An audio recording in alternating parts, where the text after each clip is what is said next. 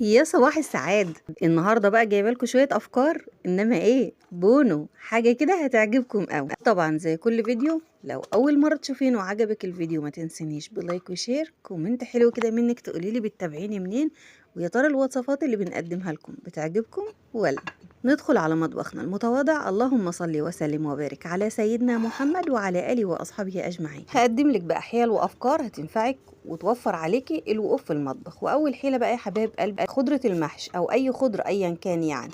طبعا احنا بنقص الاعواد او الاطراف دي، اوعي ترميها في حله المحشي في الارضيه كده وهنرميها، بتدي ريحه حلوه قوي ونكهه هايله يا بنات. بعد كده بقى انا بستخدم المقص ما بستخدمش السكينه، ودي طريقه هتوفر عليكي الوقت والمجهود كمان وهتريحك في تقطيع خضره المحشي كمان. على خلطه المحشي حطيها او في اكياس في الفريزر وخزنيها.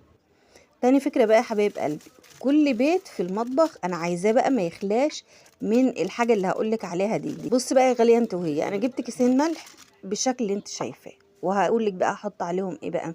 بص، عندك توابل صحيحة تقدري ان انت تطحنيها وتحطيها، ما عندكيش. والبهارات دي بقى بتكون عبارة عن ايه يا غالية انت وهي؟ بتكون عبارة عن فلفل اسود وكمون، بابريكا وشطة، بهارات فراخ، التوابل المشكلة كلها اللي عند العطار.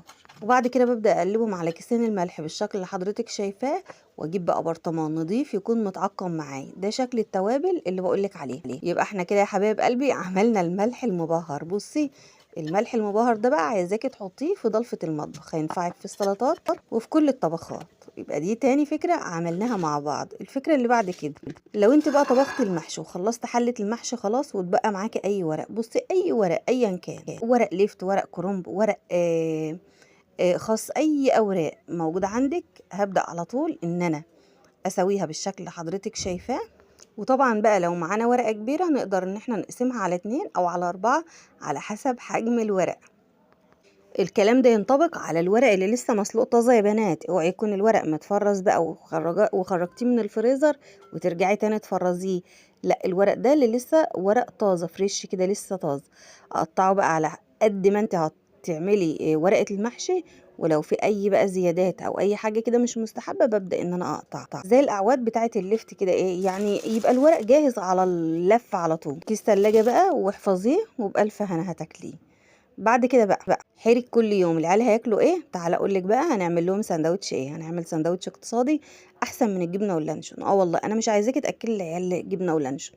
الجبنه دي كلها جبنه نباتي، مفيش فيها اي فوائد ولا فيها اي غذاء، وغلت كمان يعني سعرها كمان غالي على الجيب. فهنعمل بقى يا بنات السندوتش اللي انت شايفينه القمر ده اهو. كيلو البلح اليومين دول ب10 جنيه وب7.5. فهنعمل للولاد سندوتشات اقتصادية وفي نفس الوقت هتدفيهم وتديهم باور وهايلة يا بنات. السندوتشات ده هتنشطهم وهتساعد على الذاكرة. تقدري بقى في الميكر تحمصيه وبألف هنا تأكلي لولاد. الفكرة اللي بعد كده بقى يا حبايب قلبي، كلنا بنجيب مثلا، احنا في الصيف فكلنا بنجيب الايس كريم، ودلوقتي عاد في ايس كريم معلب والبرطمانات بتاعه العسل دي. انا مش عايزاكي بقى ترميها، هقولك بقى على افكار تستغليها. اول حاجه بقى يا حبايب قلبي هقولك ايه بقى هنعمل بيه.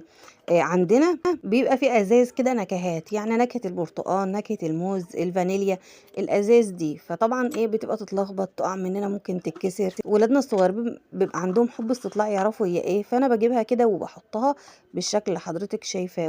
وبرده الموضوع ده ينطبق على الالوان الجيل اللي بدل ما الولاد يفضوها ويرموها، فانا بحطها كده ايه في العلب دي وبحفظها بقى في التلاجة او بحفظها في ضلفة المطبخ. ودي بقى طريقة سهلة جدا وبسيطة، وفي نفس الوقت ولادك ما يلعبوش بالالوان دي.